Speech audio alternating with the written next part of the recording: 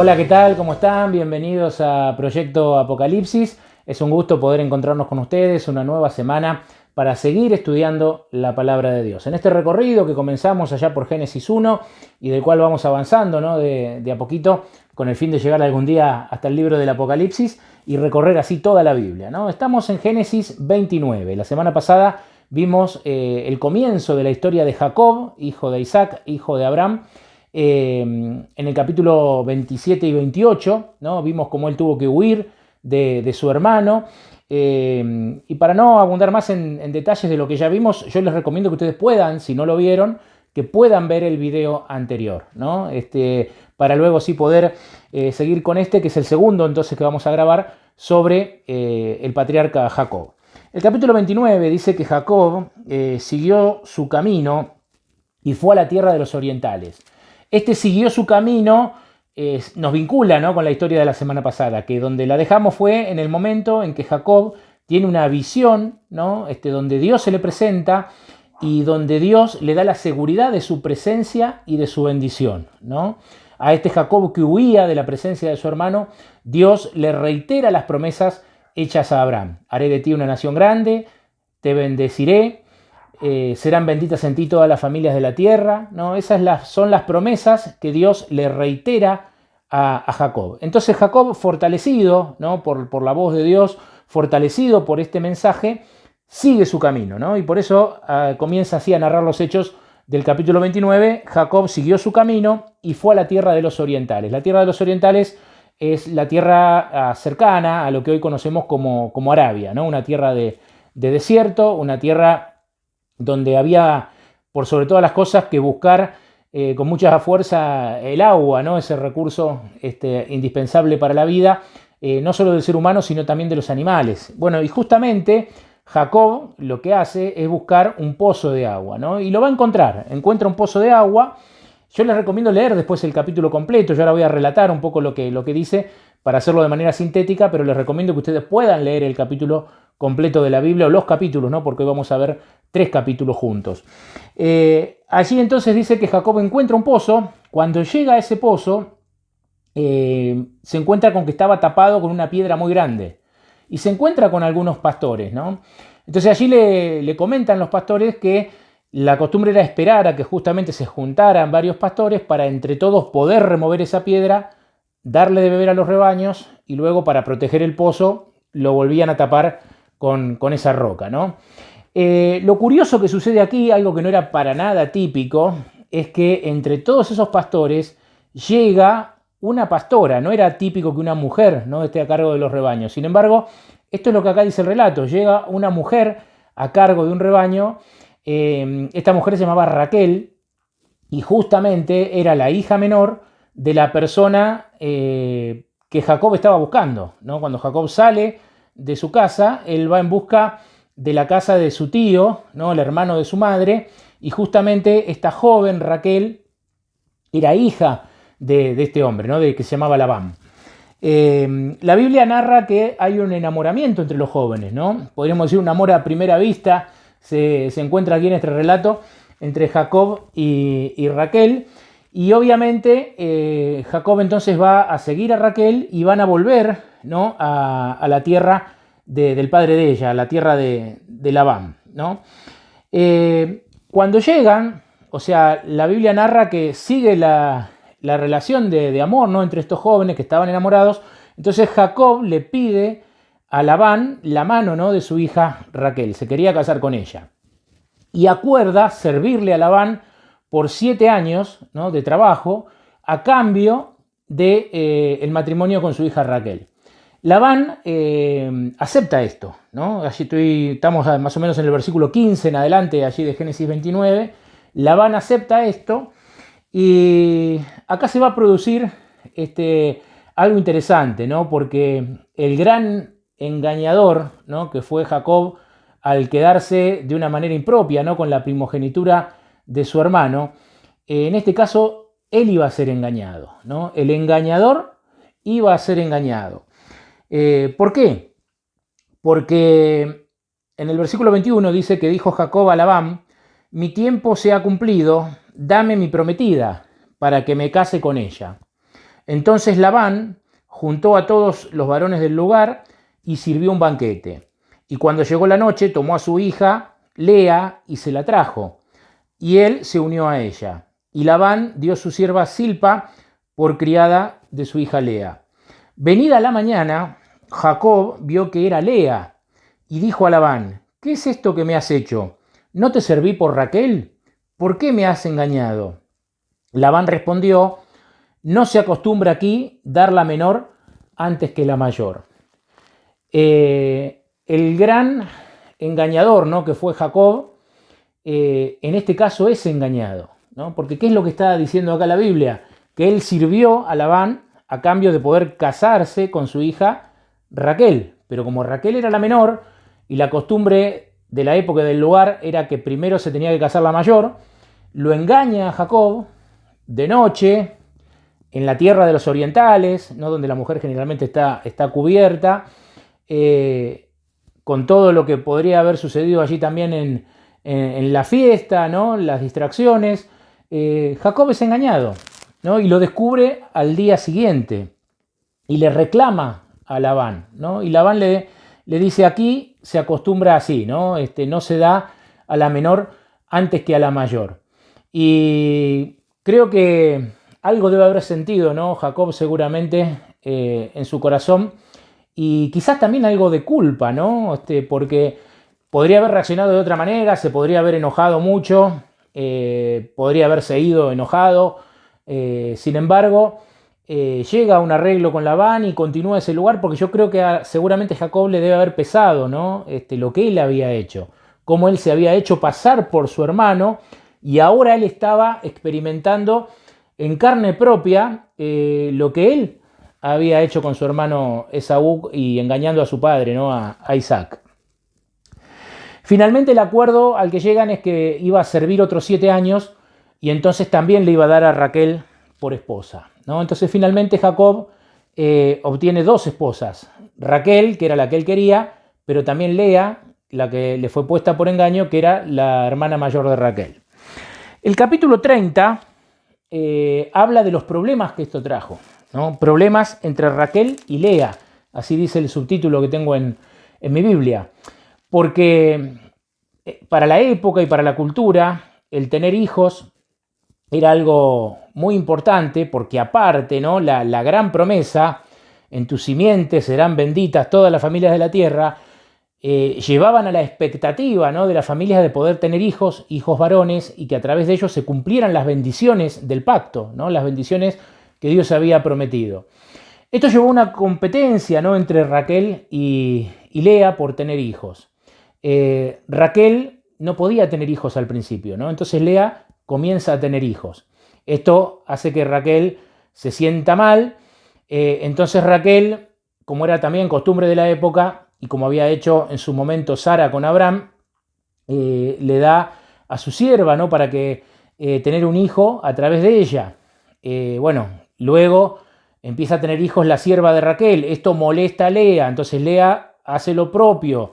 Y finalmente es abierta la matriz de Raquel, ¿no?, y ella también puede tener 2 hijos propios, ¿no?, con Jacob, que en total tuvo estos 12 hijos, ¿no?, más una hija también, pero estos 12 hijos que van a dar nombre a las 12 tribus de Israel, ¿no?, más adelante.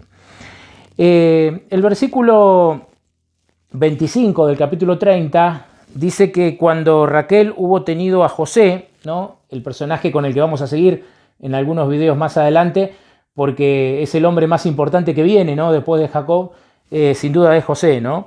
Dice que cuando Raquel hubo tenido a José, Jacob dijo a Labán: envíame para ir a mi lugar y a mi tierra, dame mis esposas por las cuales te he servido y mis hijos, y déjame ir, ¿no? O sea, Jacob ya quería independizarse de Labán, ¿no? Y Labán responde en el versículo 27: hallé yo gracia en tus ojos y quédate. Me he dado cuenta de que el Señor me ha bendecido por tu causa, ¿no? Y acá quiero hacer quizás el primer alto para sacar una reflexión, ¿no?, de esta historia. Qué interesante esto, ¿no? Cómo Labán se da cuenta de que había sido bendecido con la llegada de Jacob, ¿no? Y como recién mencionaba acá José, ¿no? Algunos capítulos más adelante, vamos a ver también cómo un siervo del faraón y cómo el faraón mismo de Egipto, más adelante, se iban a ver bendecidos por la presencia de José, ¿no? Uno de los hijos de Jacob. Y esto nos lleva a reflexionar en cómo los hijos de Dios, si realmente, ¿no?, son hijos de Dios, si realmente aman a Dios, si realmente son personas de oración y personas de fe, llevan la bendición a donde van, ¿no? A donde va un hijo de Dios hay bendición, ¿no? A donde va un verdadero hijo de Dios tiene que haber bendición. ¿Por qué? Porque la presencia de Dios se manifiesta, ¿no? Porque la mano de Dios se hace visible al lugar donde un hijo de Dios llega. No hablo siempre de una bendición que tiene que ser material, ¿no? Como en este caso sí ocurre aquí, que lo que Labán se refiere es a la bendición material, ¿no? Cómo empieza a prosperar. También hay bendiciones espirituales, bendiciones de salud, bendiciones de tranquilidad, de paz, de armonía. Qué lindo, ¿no? Que el Hijo de Dios realmente pueda ser un vehículo de la presencia de Dios en la vida también de otras personas y que las otras personas puedan ver. No hay testimonio más poderoso en favor del Evangelio que este, ¿no? Uno puede, como lo estoy haciendo yo ahora a través de este video, podríamos estudiar doctrinas bíblicas, podríamos estudiar distintas enseñanzas, ¿no?, que hay en la Escritura, lo cual es bueno, lo cual nos hace bien, nos ayuda, pero para llegar al corazón de una persona, nada es tan importante como el testimonio de vida, ¿no? Y eso es lo que de alguna forma Labán estaba viendo en Jacob, ¿no? Cómo Dios lo bendecía y lo prosperaba. Curiosamente, insisto una vez más con esta idea, ¿no?, más adelante vamos a ver que lo mismo iba a pasar con su hijo José, ¿no? Todos iban a ver cómo la mano de Dios estaba con José. Cuando Dios actúa, eso se hace visible y se ve, ¿no? Dice el versículo 43, capítulo 30, que Jacob prosperó muchísimo y tuvo muchas ovejas, siervas y siervos, camellos y asnos, ¿no? Y así llegamos al versículo 31, al capítulo 31, que dice que Jacob oía que los hijos de Labán decían: Jacob ha tomado todo lo que era de nuestro padre y con lo de nuestro padre ha hecho toda esta fortuna, ¿no? Es decir, que lamentablemente primero Labán vio en Jacob una persona bendecida, pero cuando muchas veces eso también puede ocurrir o puede llegar a ocurrir lo que acá se narra, ¿no? Que eso puede despertar buenos sentimientos en las personas. Cuando uno mira y alguien es bendecido por Dios, eso puede despertar buenos sentimientos y puede decir, qué lindo, ¿no?, cómo Dios se manifiesta a través de la vida de esa persona. Pero muchas otras veces también eso, lamentablemente, por el pecado, puede causar envidia, ¿no?, que era lo que le está pasando aquí con los hijos de Jacob. Como más adelante, cuando veamos la historia de José, es lo que pasó con los hermanos de José, que sentían envidia, ¿no?, de José. Ante esta situación, ¿no?, donde los hermanos de las mujeres de Jacob empiezan a verlo con ojos de envidia a Jacob, el versículo 3 dice que entonces el Señor dijo a Jacob: vuélvete a la tierra de tus padres y a tu parentela, que yo estaré contigo, ¿no? Dios, viendo lo que estaba pasando, en su sabiduría, dice: este es el momento de que Jacob salga de este lugar, ¿no? Y se lo manifiesta al patriarca y le reafirma la promesa: yo estaré contigo. Entonces, el versículo 4 dice que envió pues Jacob y llamó a Raquel y a Lea, a sus mujeres, y les explicó, ¿no?, lo que estaba pasando, lo que estaba viendo, lo que Dios le había prometido, lo que Dios le estaba indicando de salir de ahí, y ellas aceptan, ¿no?, lo que Jacob les estaba proponiendo, y entonces aceptan irse, ¿no? Y en el versículo 22 en adelante, dice que cuando Labán se entera que Jacob se va, ¿no?, o que Jacob ya se había ido, mejor dicho, no reacciona de buena manera, ¿no? Cuando Labán se entera que Jacob se había ido, reúne hombres y los entra a perseguir, ¿no? Y entonces, cuando los alcanzan, el versículo 17 dice y le reclama a Jacob, dice: ¿por qué huiste en secreto? me engañaste y no me avisaste, para que yo te despidiera con alegría y con cantares, con tamboril y arpa. Toda una hipocresía, ¿no?, de parte de Labán, porque Labán ya estaba mirando con recelo a Jacob y la verdad, o sea, si bien, bueno, uno dice cómo podría estar uno en el corazón y en la mente de Labán, ¿no? Pero todo el relato, todo el contexto nos indica que esto de que, porque el reclamo que le hace, ¿no?, de por qué se fueron en secreto, porque les hubiera hecho fiesta, ¿no?, y demás, suena extraño, ¿no? No suena que esas eran las intenciones de Labán, ¿no? Y Labán, pretendiendo manipular también a Jacob, le dice: ni aún me dejaste besar a mis hijos y a mis hijas, ¿no? Lo cierto es que, bueno, en toda esta situación que es larga, por eso yo les recomiendo leer los versículos completos, finalmente Labán también va a acusar a Jacob de que le faltaban algunas cosas, como que le había robado. Jacob le dice: busca, ¿no?, donde quieras, y no vas a encontrar nada. De hecho, bueno, Labán busca, no va a encontrar nada, excepto unos ídolos que Raquel se había llevado de la casa de su padre, pero que Jacob no estaba en conocimiento de eso, pero que Labán no los encuentra, ¿no? Entonces finalmente ellos van a celebrar una alianza, ¿no? Alianza entre Jacob y Labán. Y justamente Jacob, antes de celebrar esta alianza, le dice a Labán, le dice: si el Dios de mi padre, versículo 42, si el Dios de mi padre, el Dios de Abraham y el temor de Isaac no estuvieran conmigo, de cierto me enviarías ahora con las manos vacías. Pero Dios vio mi aflicción y el trabajo de mis manos y te reprendió anoche. Interesante, ¿no? Cómo Dios también se le presenta a Labán, ¿no?, en el camino, cuando Labán iba con toda la furia a buscar a Jacob y a sus hijas y a sus nietos. Dios se le presenta y lo refrena de alguna manera, ¿no?, para que no le hiciera daño a Jacob. Y acá Jacob se lo dice, ¿no? Le dice: si Dios no estuviera conmigo, de cierto me enviarías ahora con las manos vacías, dice, pero Dios vio mi aflicción.